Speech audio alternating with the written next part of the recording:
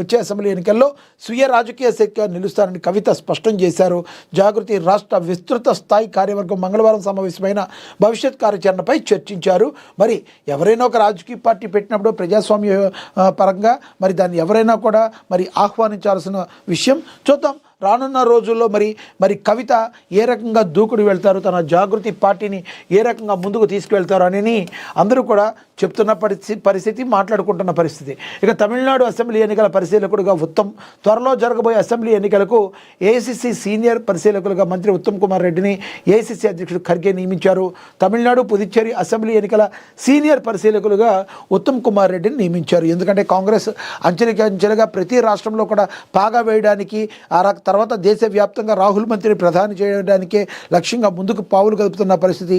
ఏదో ఒక రకంగా అన్ని రాష్ట్రాల్లో సక్సెస్ సాధించాలి అని చెప్పి కాంగ్రెస్ పార్టీ తీవ్రంగా ప్రయత్నిస్తుంది. చూడాలి కాంగ్రెస్ పార్టీ మరి ఏ రకంగా తను అనుకున్న లక్ష్యాలను చేరుతుందని. ఇప్పుడైతే తమిళనాడుకి, పుదుచ్చేరికి సంబంధించిన ఎన్నికలకు పరిశీలకుడుగా మరి ఉత్తమ్ కుమార్ రెడ్డిని అయితే నియమించింది.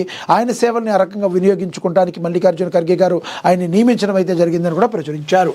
ఇక నీళ్లపై రాజకీయాలు సరికాదని, పోటాపోటీగా మాట్లాడొద్దని, కృష్ణా గోదావరి నదుల అనుసంధానంపై తెలంగాణతో చర్చకు సిద్ధమని, పోలవరం ప్రాజెక్టు వద్ద చంద్రబాబు కీలక వ్యాఖ్యలు చేశారు.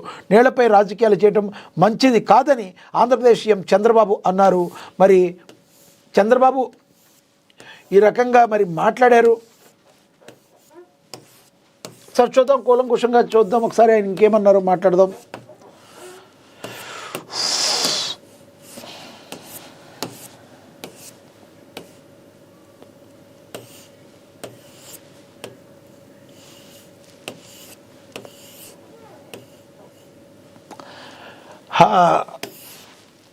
ఓవరాల్గా ఆయన ఏం మాట్లాడారో దీనిలో ఇచ్చారు. ఓకే, నీళ్లపై రాజకీయాలు సరికాదని ఇచ్చారు. ఇక్కడ ఎక్కడుందో చూద్దాం. నీళ్లపై రాజకీయాలు సరికాదు.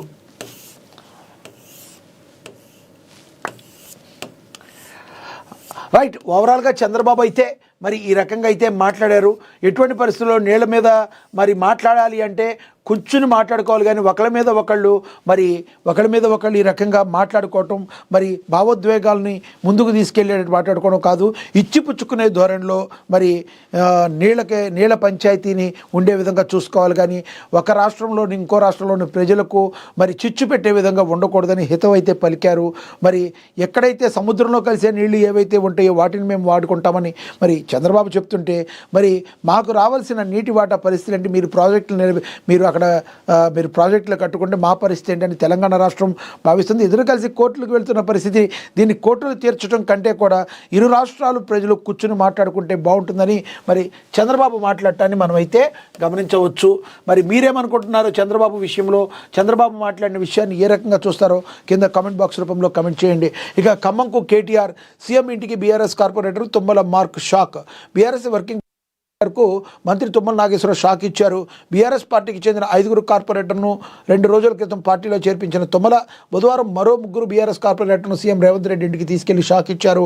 ఆధునిక ఖమ్మం రూపశిల్పిగా పేరున్న తుమ్మల నాగేశ్వరరావు కాంగ్రెస్ ప్రభుత్వంలో మంత్రి కావడంతో బీఆర్ఎస్ నేతలంతా తుమ్మల గొడుగు కింద పనిచేసేందుకు ముందుకు వస్తున్నారు. 40 మంది కార్పొరేటర్లు సీఎం ఇంటికి వెళ్లగా తుమ్మల నాయకత్వంలో ఖమ్మం నగరాన్ని నెంబర్ 1గా నిలుపుతామని, కార్పొరేషన్పై కాంగ్రెస్ జెండా ఎగరేస్తామని సీఎంకు హామీ ఇచ్చారు.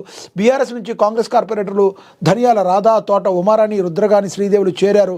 సీఎంను మర్యాదపూర్వకంగా ఇటీవలే బీఆర్ఎస్ నుంచి కాంగ్రెస్లో చేరినట్లు కార్పొరేటర్లు C H Lakshmi, G Chandrakala, D Saraswati, Amruthamma వంటి మంది మరి రేవంత్ సమక్షంలో మరి వాళ్ళు కాంగ్రెస్ పార్టీలో చేరటం జరిగింది. ఒక మంచి వ్యక్తి, జనాల్లో ఆదరణ కలిగిన వ్యక్తి ఒక పార్టీలో ఉంటే మరి అక్కడికున్న మరి వాళ్ళ కింద శ్రేణి నాయకులందరూ కూడా ఆయనతో పాటు కాలు కదిపి ముందుకు సాగే అవకాశం అయితే స్పష్టంగా కనబడుతుంది. పార్టీలకు అతీతంగా మరి తుమ్మల నాగేశ్వరరావు ఎప్పుడైతే కాంగ్రెస్ పార్టీలో తనదైన మార్కుతో ముందుకు దూసుకుపోతున్నారో, ఆయన్ని మిగతా శ్రేణులందరూ కూడా గొడుగు కిందకి వచ్చి ఆయనతో పాటు ముందుకు వెళ్ళడానికి సాగుతున్నారు. రానున్న రోజుల్లో కాంగ్రెస్ పార్టీ మరి అప్రత్యాసంగా గెలుపొందుతుందని, మరి వరంగల్ జిల్లాలో ఖమ్మంకి సంబంధించి ఖమ్మం జిల్లాలో మరి తమకంటూ ఒక ప్రత్యేక గుర్తింపు సంపాదించుకున్నట్టుగా మరి కాంగ్రెస్ పార్టీ ముందుకు వెళ్ళి అప్రత్యాసంగా ముందుకు వెళుతుందని చెప్పి మరి చెప్తున్నారు. చూడాలి రానున్న రోజుల్లో ఏం జరగబోతుందో అనేది. ఒక ఏఎన్ఎన్ మహా క్యాలెండర్ ఆవిష్కరించారు ప్రెస్ అకాడమీ చైర్మన్ శ్రీనివాసరెడ్డి అని.